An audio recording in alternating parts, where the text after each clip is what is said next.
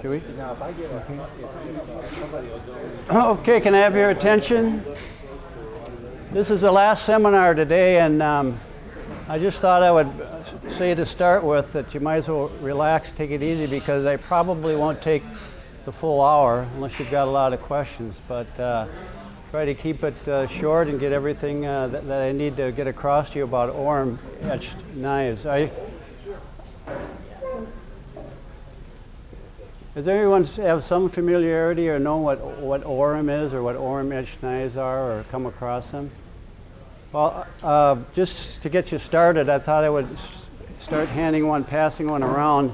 This is one of the first Aurum Etched knives made, about 1976, 1977. But I have a couple of slides on it here, but you can start by just taking a look at this to get an idea of the nice work that was done by Aurum on these buck knives. Now, Aurum, yeah, you could take that home. The last person that gets it can, no. The presentation has,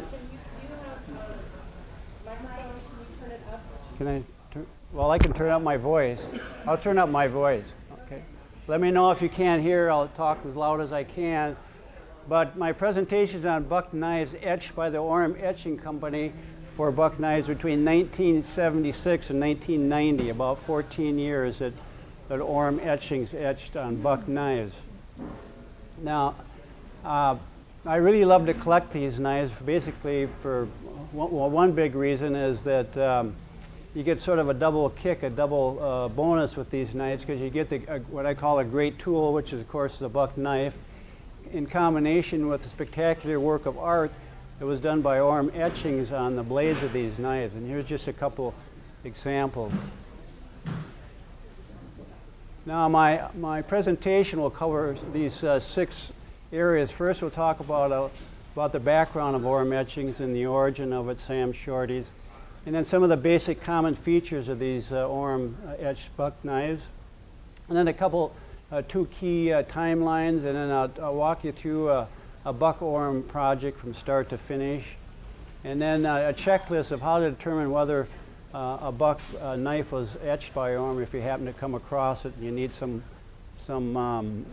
ideas how to check whether that buck knife was etched by Aurum. And then finally, we'll talk about some very hard to find rare buck knives. Some of which I brought in my case, and you can come up and take a look at those after the presentation, and if you have any questions about those knives, we can talk about it then. And if you have any questions while I'm talking up here, please just raise your hands so you don't forget, and we can get that answer, that question addressed right away. Okay, to begin with, a little background on Aurum Etchings. They're out of Garland, Texas, and it was started by Sam Shorties in 1975. Prior to that, Sam had been with Texas Instruments for a number of years, and he received many patents for processes requiring knowledge of chemistry, electronics, and metallurgy. So he was really very well prepared to start up Aurum Etchings. He called the company Aurum, that's a Latin word for gold, and often, especially in some of the early knives that he etched for buck, you see he had that, call it a sunrise symbol or logo, with AU, which is a periodic symbol for gold, over the date that he etched that knife or did that etching. And in fact, the one I'm passing around happens to be in this slide here, and you can see right there, you can see that AU symbol over that happens to be 1977 they did that etch, and the knife I'm passing around happens to be this particular knife here. But you can also see on this knife, farther down on the blade over here, he put in Aurum Etchings, so another confirmation that they did this knife. Now, at Aurum, Sam did 4 key things. Number 1, he set up a very innovative chemical engraving process that yielded speed along with outstanding quality. And the key word here is chemical, as opposed to a mechanical etching or engraving like with a tool or a laser or electro etch. Now, one of the advantages of chemical etching or engraving is it was enabled to produce very high resolution of detail, superior to the competition at that time by far, I think. At that time, Buck said that he achieved a level of technical excellence never before possible. Now, two other things that Sam did is he brought together some very talented artists who created a spectacular artwork that went into these etches. The three key ones were Ron Adair, Angie Williams, and Jerry Hunzinger. They are, even today, very accomplished artists. Angie Williams probably did 60% of the etches that went on, or artwork that went onto the Buck knives. And the fourth thing that Sam did, he established some very prominent customers, including right into the White House with President Reagan, John Wayne, the NRA, and a few other knife companies. But most important, he etched on more Buck knives than for any other knife company. In fact, probably more for any other company for whatever, but certainly more on Buck knives than for any other knife company, which is good fortune for us. His plating process went something like this. The artwork was created by one of those artists that I mentioned, and it was sized to fit the blade. The blade was clean, a protective coat applied. The coating was removed in the area to be etched. The scene from the artwork would be photographically printed on the blade.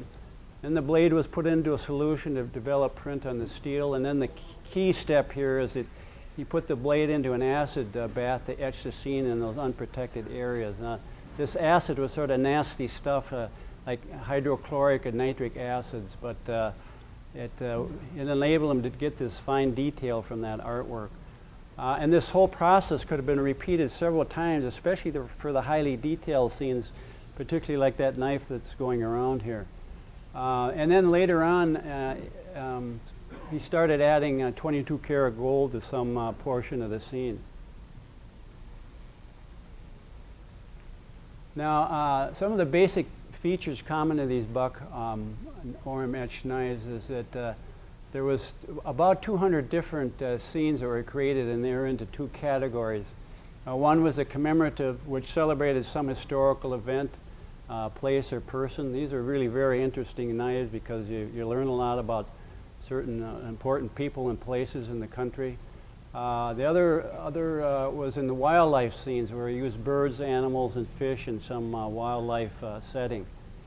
Most of the etches were on the model 110, but also the 103, 112, all the way through to the Spirit of 76 Bowie, which is the very first knife that Aurum etched for Buck. And I found out this morning from Craig that I've missed one here. That's one of the fun, exciting things about collecting. You think you got everything covered, and all of a sudden there's something new that comes on. And but there was a 300, a couple that were etched also. So I'll have to modify this overhead to include that. And who knows? But by next year at this time, if somebody will have found something else that I don't have. Hopefully, anyway.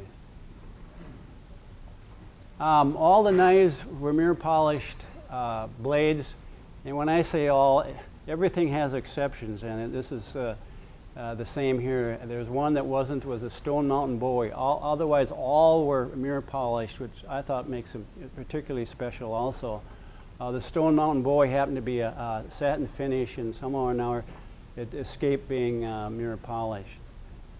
A lot of these knives came with special handle materials like stag, bone, mastodon, ivory, and even a very few, were scrimshawed by very talented scrimshander Dale Fisk. One of the signature features on these knives, especially the very early ones, was the scroll pattern. Here's that Stone Mountain Bowie that I mentioned, and you can see the scroll work here. It's in a large format. And then when you get down into the smaller knives, the pattern gets a lot more intricate. It's smaller, but it's a very sort of an elegant pattern. These are two police knives. So if you come across a knife and if it has that scroll work on there, it looks like that's a good chance it might be an Aurum etched knife. All these Knives gave a little extra pop in that they were given some attractive packaging, and usually with a COA.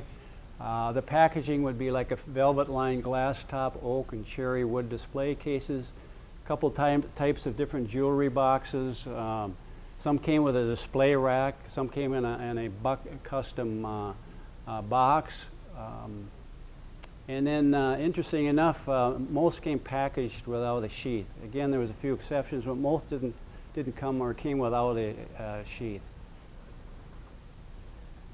Here are some examples of that packaging that I was mentioning. These are a few items from my collection. And one in the back, I believe, is a cherry wood case with velvet lining, and then they put foam inside it to so when you close the lid, it would hold the knives in place. There's that. So I think that was a brown or a burgundy Buck custom knife box that many of these Aurum Etched knives came in. There's a couple of styles of jewelry case. The one on the lower left there is a hard shell case, and some came with a COA like that little pony knife. And then there's another velvet or soft jewelry case. Some came with a plaque, like you see that 110 sitting on. And then the one in the back, I believe, is an oak case with a glass top. Again, velvet line and a foam in there to hold it in place. So all these Aurum knives are given a special treatment relative to packaging. I mentioned a lot of them came with a COA. The COA generally was formatted like this. It was a card, and would have a little picture of a sketch of what was on the knife, how many were made and what it was. The key thing, of course, which I always like to see on the COA, is it blade etched by Aurum Etchings of Garland, Texas. One thing you might have a little interest in is that I certainly do, if someone's selling one of these knives and they say they don't have the COA, I just as soon have the COA, but if I can't get it, of course, I'll go for the knife when I get it. And if it comes in one of these display boxes, one of the first things I do after looking at the knife, of course, is I pull this little form out of there, and lo and behold, there might be the COA in there that the seller never knew he had. In fact, when I gave this presentation in Post Falls, somebody mentioned that they got one of these knives that packaged like this. So you looked upon, there was like a dozen of those COAs in there that the former owner stashed in there for some reason. So there's always some little surprise, you hope, like this when you get one of these knives. Now, I mentioned there was two key timelines in the making of these knives, and the first knives were made with what we call a deep black etch. They went down 12 mils, or about 12 thousandths deep into the steel, like the one I'm passing around. Now, there was 4 items in this category, and the very first was the Spirit of 76, which was the first buck knife etched by Aurum. It was a special design Bowie. It was packaged with a sheath, which was an exception. It had a medallion and a walnut display case, and there was about 7,500 of these made. And it took a number of years to sell all 7,500 of these knives, but they were very, very nicely presented. It was a beautiful knife, actually. And this is that knife. Very nice case. Again, exception for an Aurum Etched knife. It came with a sheath, the medallion over here, celebrating the 200th anniversary of our country. It's a very nice item, and I think I saw one or two in the store downstairs. So, of course, this is one of the bookends of my collection, the very first one done, so I had to have this one. Okay, back to this now. The second item in the deep black etch is the wildlife collection, 1978 to 1979, and I have the buck literature that was done for those 5 models. It was the 110, 112, the 401, the 402, and the 501, and there was 25 different scenes on these 5 models. The 110, the 112, and the 501 each had 7 different scenes, and then the 401 and 402 had 2 different scenes on it. That 401 or 402 and passing around as one of those scenes. One of the things I drew my attention on this literature, it says that Buck wrote, all knives etched by Aurum reflect a style reminiscent of a 10th century art form. Owning a specially etched Buck knife brings pride and prestige that comes possessing only the finest. That's pretty touching, eh? I like it, but very true. And these sets are very sought after. I mean, trying to get all 25 is quite a challenge. And there's a couple in there that are really rare, which we know about. And I have one of them that's very rare in this case here. The third item in this series was the Pony Horse series. There was 4 knives in this series. They came in a hard shell case with a COA. This is one of those. And in the hard shell case with the little COA saying it was done by Aurum Etchings. Very nice set. You don't see these often come up, especially if they're all serialized the same. You find them, you may find them 1 or 2, but not serialized in the set like this. And then the fourth item in this category was the Grand Slam Sheep 501 set made in 1982. It was the 4 sheep, the Doll, the Desert, the Stone, and the Bighorn.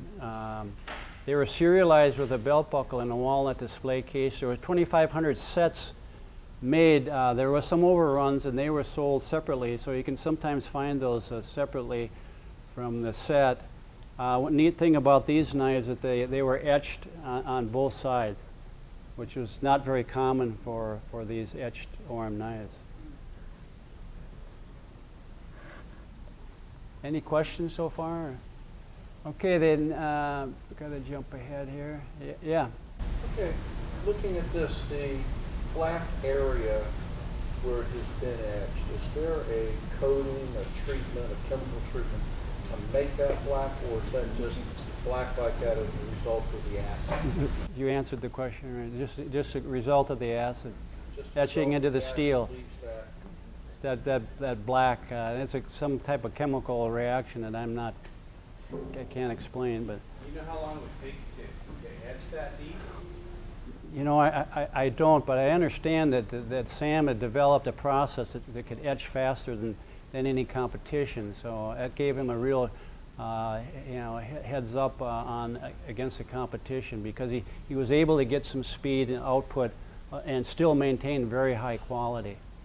I don't know that anybody knows how fast he could etch one, but he probably did them in batches or something. But that would be a proprietary issue. Anything else right now? Okay, the second timeline was from 1989 through 1989. Of course, in 1989, they ceased doing business, but now they went to a shallow black etch, but they added 22 karat gold plate on some part of the scene. And the first one was the San Diego Police Department 110, first knife with gold plate. The etched on this one happened to be on the right side, but beginning from 1983 through 1989, all the knives had the shallow black etch, so we're completely out of the deep black etch now. And then some portion of the scene was gold plated, again with a few exceptions. California Firemen's Association 110. Now they all have the etch on the left-hand side.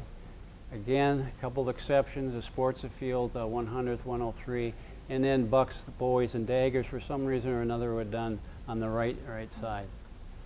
Most all were serialized, and now they discontinued now with these knives during that period with the AU symbol or Aurum etchings.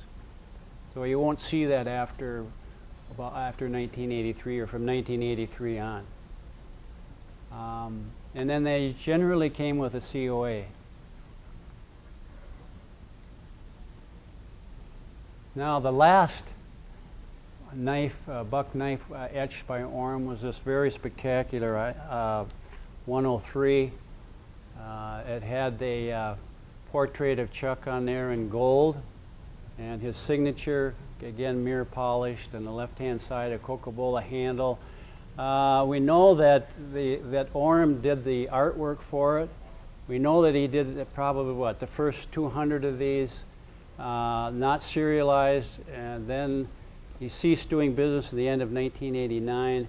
And I think Buck picked up and did a few more of these, because by that time Buck had a etching process going in their plant, but I don't know how many more of these were made. But I know that the first 200 were done by Aurum and without a serial number on them. But it's just a beautiful item.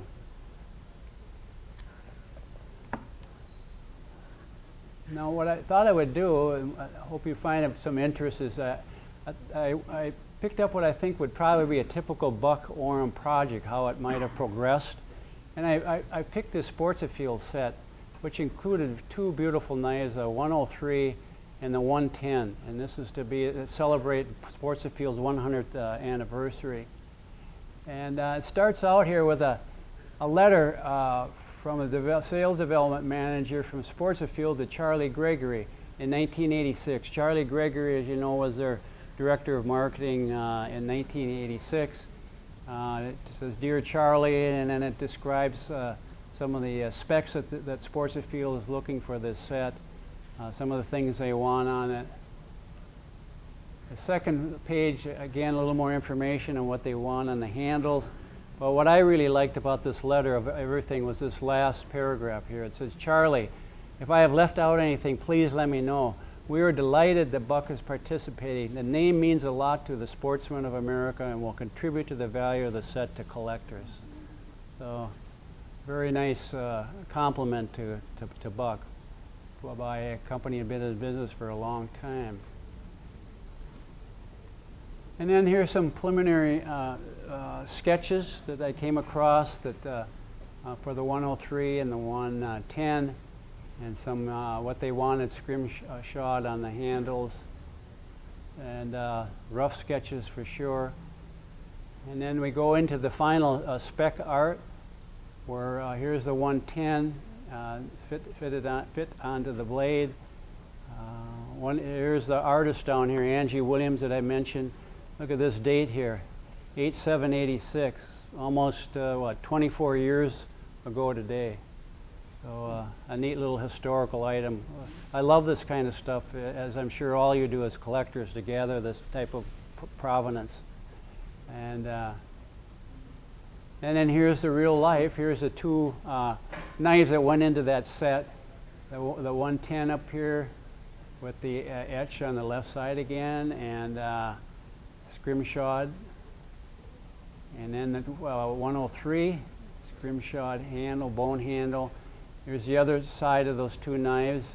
Notice that the 103 had this etching on both sides, and on the blade, and then both sides of the handles on both knives had some scrimshanding on it, again by Dale Fisk.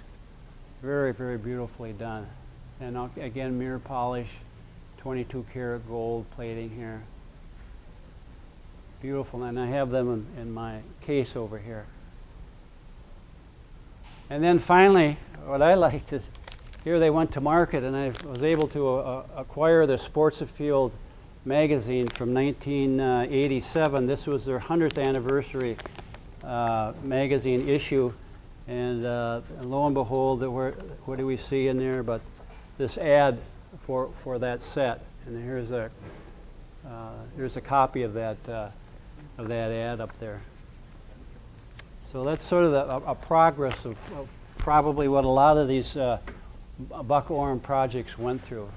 And I really enjoyed putting this sequence together to match up with the set. Just as a side note, speak about excitement in collecting. Here's two 103s that were submitted as proofs. And I'm sure these are unique, 101. But these were not accepted. They were, the one that I showed you previous year was accepted. These two, for some reason, were not put into the set, or one of these two, or neither of them were, but they had different scrimshanding on the handle, and these are just beautiful knives, and we're very lucky to have found these. And these are my case over here too. Now, when you're looking for a buck Aurum knife, you may have a few questions about did Aurum really etch this buck knife? And there's sort of a checklist that I put together of how to determine that. The no-brainer, of course, if it comes with a COA printed with Aurum etchings, that's a confirmation that it is, so you're good to go on that. If it had the Aurum etchings and the AU symbol over the date like that one I passed around, then you're okay. If it has the scrolls sign, that'd be a good indicator that it could be an Aurum etch. Did it come in that brown buck custom knife box? Was it acid etched? If it's electro etched or lasered, no go on that. Plating with 22 karat gold, not 24. I've seen some people selling these knives that say 24 karat. That raises some red flags for me because they never use 24K. 24K, as you know, is pure gold, and 22 is what, 91 or 92% gold. I don't know why they didn't use 24. Probably expense or soft, or any idea on that? Anybody? Okay, so if it was etched from 1976 through 1989, it had to be in that time period. If it had a date mark of 1990 or later, out of that time period, not an Aurum etched buck knife. Now, interesting here. Here are some knives that were etched during that period, but they were not etched by Aurum. There was two etchers at that time. Barron and Taylor, and they somewhere in there they did some of these knives here. I don't know which ones.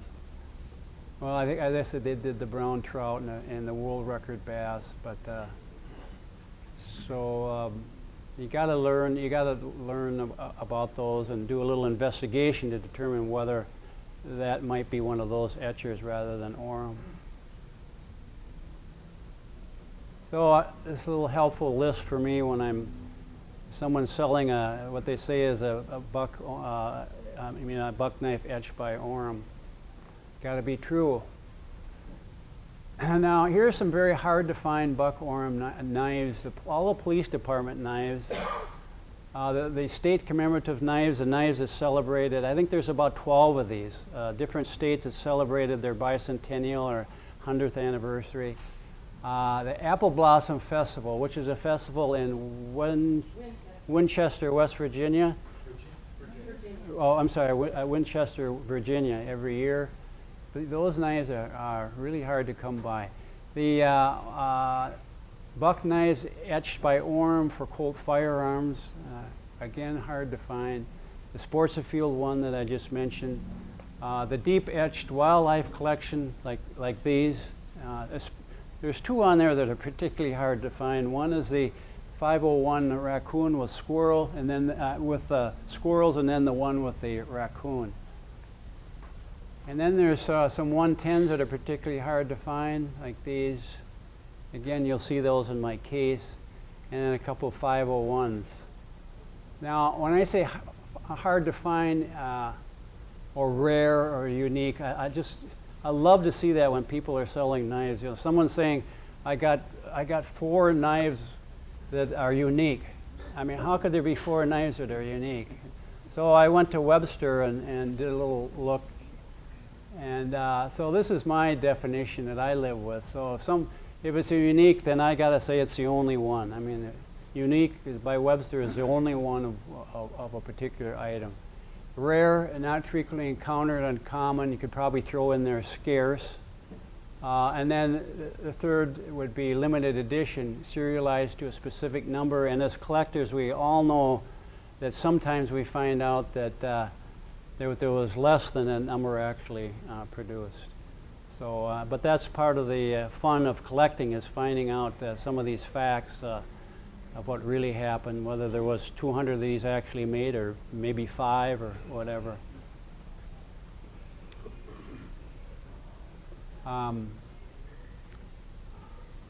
That's all I have. And if you have any questions, let me know. Yeah. You know, you were talking about the number of sets that they did. Did you ever have a production figure on that Grand Slam? Did they actually get to what they? I think there was 2,500 that was Yeah, supposed to but be. they never got there. I can't really answer. I don't know. Is anybody, Joe or Larry? Or? I don't have it with me, but I have an answer. Oh, do you? Okay, yeah. Well, it probably wasn't 2,500. Yeah. On the Kalinga, Right. the moose Mhm. pattern, Mhm. was that a little harder to come by than the elk pattern? If there was a moose? I think they're probably equal. Yeah, about equal. Yeah, yeah. Yeah, Larry. Did you have something? Okay. Yeah? Were those? There's something unusual about the Stone Mountain Louis. Yeah. Want to tell them what it is? Well, I know I got this knife from you, but no, all other than it wasn't mirror polished. Well, the thing about it that really makes it strange is that the actual Stone Mountain carving or whatever it is, Yeah. the horses and everyone are headed pointing to the left, and on the knife they're pointing to the right. They reversed it Okay. accidentally. Yeah. Huh. Good info. Yeah, Joe. Okay. Was the blade sent from back to them and then sent back, or did they send the knives complete to have a match? Well, as you notice in that letter to Charlie Gregory, I think the fellow from Sportsfield said that he wanted the knives to come from Buck and then shipped to Aurum, and then Aurum would do the etching and then go back to Buck, and then the Sportsfield would get them from Buck. I would assume that would be the sequence of events on that. You were talking about how they coat that blade to do their process, and I was wondering if it would have been easier to coat that blade out of the knife and then assemble. I never knew. I thought maybe you did or somebody here might. Well, I'm going to speculate that they did the etching without the handle. That the handle wasn't handled before they when they etch. The blades went to them and Yes. got the process. There you then go. Went back and Yep. got it sent. Yep. That's Yeah. what I thought, Yeah. but I didn't. And somewhere there, and then the scrim shanding, somewhere in there, Dale Fisk came in and did some scrim shanding, but. It's funny how no longer that was, the history of that's kind of shaded, you know? It Yeah, just- well, that's. It just kind of, people speculate, but they don't have it. But there wouldn't be any fun collecting then. If everything was just printed out clear, you knew everything. It takes a lot of the excitement out of it. But you're right. He made those up to what, 80, did you say 87 or 89? Well, through '89, yeah. Yeah, Joe.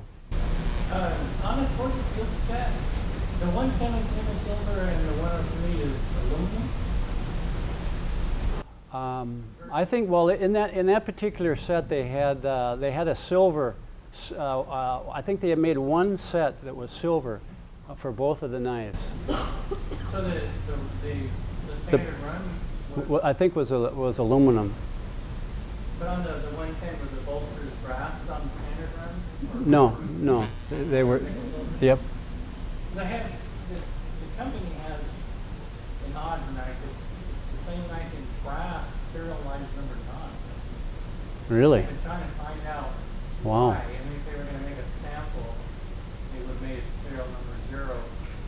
But here's the number 9 in brass. Amazing. Have you heard anything on that? No, send it my way and I'll.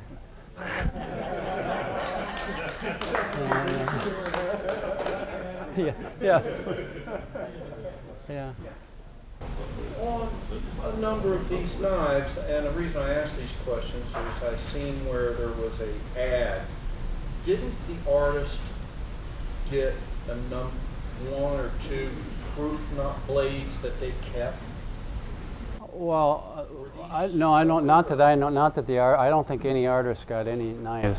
Because there was one artist, she had one knife stolen, Yeah, that was Angie Williams. and they created another knife from a blade that she had. I don't think that I think that was 4 knives that were created, that Sam Shorty's created for her because she was having a family gathering or family reunion, and she wanted to give a few out of this particular artwork that she had created. And Sam, to do her a favor, I think did about 5 or 6 of them. And unfortunately, somebody absconded with all of them, and we don't know where they are. So, you know, who knows? Someday they may show up, but be aware that they are hot. Is there any way of distinguishing what ones they were? I mean, yeah, there's some. She has some art that she issued that would show you what they were. On the artwork, how much larger than the blade would the original artwork be? I assume No, it's it would. optically reduced to fiddle. Oh yeah, but it would vary depending on what the model of the knife is. You know, a bowie or down to a 501, or. But of course, ultimately, it all had to fit onto the blade. So, and I don't know. You know, it was some sort of reduction process in photography that I'm not familiar with. On that, I actually had to do some art for a gold blade. It was called Gourmet Knife. It's my own artwork. That's gold esters on the blade. Gold and black. That's what I think it was. What they required, what I did was I took the blade, drew it out, you know, so large. Right. And I actually drew it on the blade. Oh, really? Once that was done, when they do reduce it, what it does is any imperfection, it cleans it up, Right. crisps it up, so when it's reduced, Right. it's real crisp and clean. Yeah. Yeah. The crisp and clean, you can get it this big, Right. it's Even better. better when Yeah. it's shrunk back Yeah. down. And that's how they made them Right. real clean by stripping them down Yeah. like that. All the lines got real Right. clean, narrow, and small. So, Yeah. I know there's a lot that went into these knives, especially putting that art on. I mean, first creating the art and then getting it onto the blade. That's why I really was attracted to collecting these knives, because and many they're hard to find too, and there's not a lot running around. I mean, like I say, they did about 200 scenes, so yeah. Is there a way to tell which artist did which print? No, there was not. The artists never put their signature or initial onto the etch. Probably because Sam didn't want it or whatever. But you never know who the artist was. You had to guess it'd be Angie because. Well, yeah, a good guess would be Angie Williams, because I think my understanding she did probably 60% or more of the artwork for the etches that went on the buck knife. She was very prolific and very, very talented. I've actually talked to her on the phone, and she still is a very accomplished artist today. And what do you suppose I asked her? And which I don't have, and I would love to have. One of her pieces of art that went on a knife that I have. But apparently when Sam went out of business, he had control over all that artwork. And so the artist, that was not their property. It was became the property of Aurum.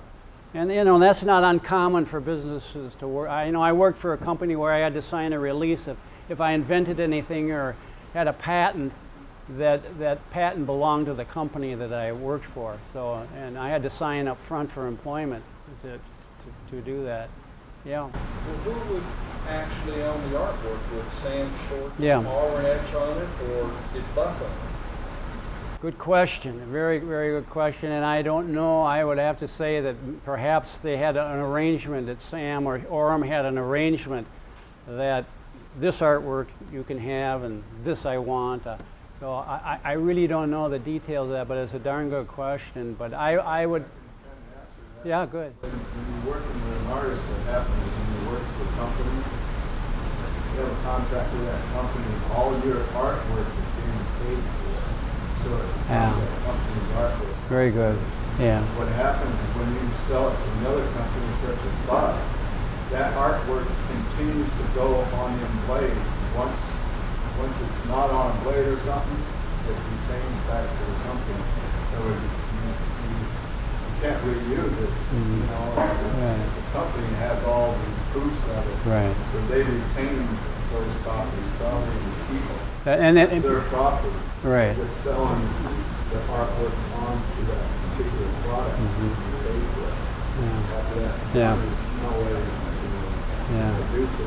You can ask if you go into printing yourself or etching yourself and you want some artwork, you probably have to negotiate that with that particular company or to actually buy the Right. artwork from. Yeah. Very good. What they do is they put that artwork will be blacked out. You can put the coat your blade with the photoresist. You put that artwork down on top of it, just above it, real close to it, and blacked out where you want to etch. What they do is they expose it to UV light, real heavy UVs, and when it does that, it cures whatever the light touches, it cures it. And then when the curing time's done, they pull the artwork off, they dip it in a photoresist remover, and it cleans up anything that's not cured. Where the light didn't hit, it just runs right off. The rest of it is cured baked like the enamel on stuff. And that's what they use the photoresist for that. And when they dip it in their tanks, clean it first, and then they dip it in their plating tanks, it's all done by, the plater does this by how deep he wants it. It's timed on a timer. The electromagnetic forces will take the metals from here and deposit on the blade. They reverse it. If they want gold on it, they do that. There's gold anodizer in there, and it goes through the chemical to the blade. It's timed. If they want to take it away, they reverse the polarity. It takes it and puts it back on that. And that's how it works. And they take it to various stages of, like you said, the solution they use is very toxic. So you have several rinse baths after cleaning. Because each bath will have less and less of that acid in it. Then when they're all done with that acid and you have to replenish it, they have to actually pay somebody to get rid of that acid in that bath, and then it's very expensive. I know. Because they reclaim it, and try to make it good again and sell it back. Rather than dump it and try to use it like that. Well, Refurbish the acid. the environmental people, How I see it. Yeah, very good, excellent. And thank you for that.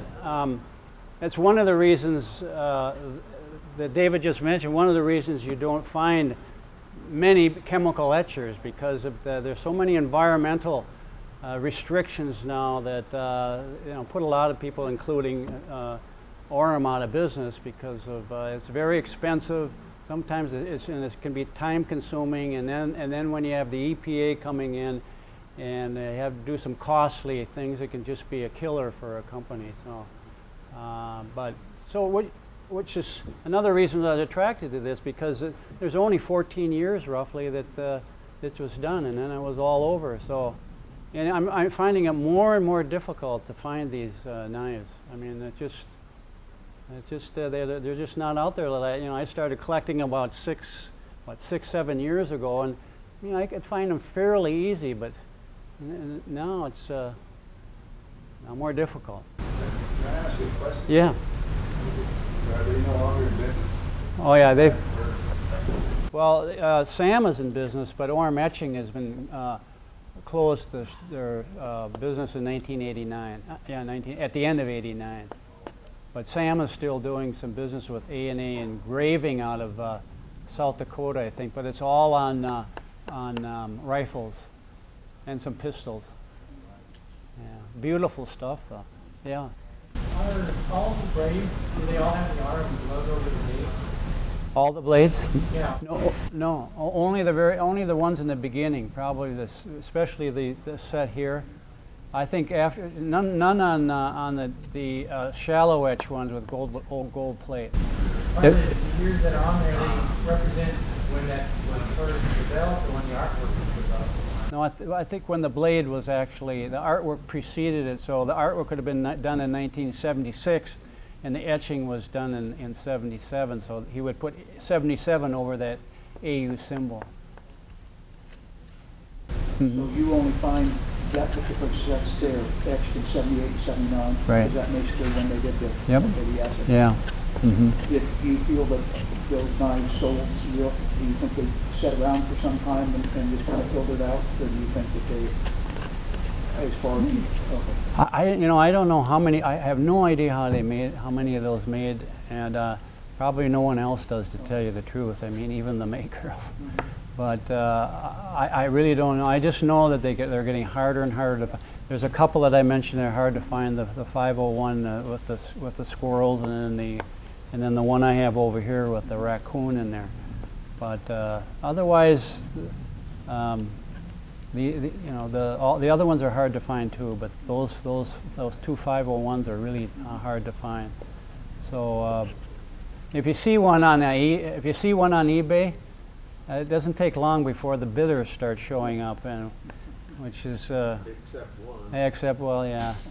I don't know if you're familiar with sniping sniping on eBay. It's changed bidding on the eBay a tremendous amount, because sniping is you can go on, put your bid in there. We have a company called Auction Sniper, put a bid in for you within the will go on 10 seconds before the close of the bidding. And so you got a lot of people hiding in the weeds, as I say. You don't know what they're hiding with a bid, and because Auction Sniper throws that bid in down to 10 seconds before the end of the bid. So it really saves a lot of time, because you don't have to be sitting there glued to your computer trying to get that last second bid in there. Yeah, what that converts it to is like a sealed bid auction. Oh yeah. You put your best price in, and that's I know. it. And some years ago, on eBay, you got to know someone's handle on eBay, and so you know who you were bidding against. But now eBay has changed that, so they've given everybody a code, and you don't know. Well, you can, but you have to jot it down. But there's a way around that, a certain way around it. But eBay has made it a lot more difficult to bid. Yeah. I turned something up, and a couple of us in the last year and a half or so.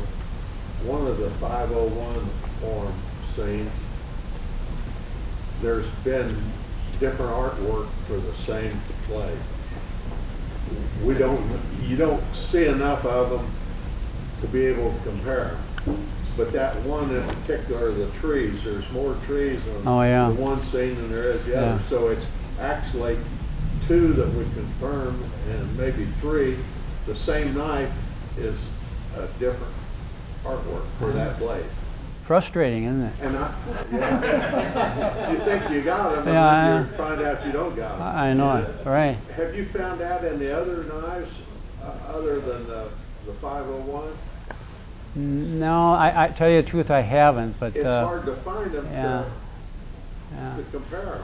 Right, exactly. But again, one of the excitements of collecting, you never know what you're going to come across, and what you're not going to come across. So It's hard to find something that doesn't exist. well, yeah, I know it. But that would really be a real difficult situation if you got to see two scenes that look the same, but then you see something a little bit different. I don't want to come across that.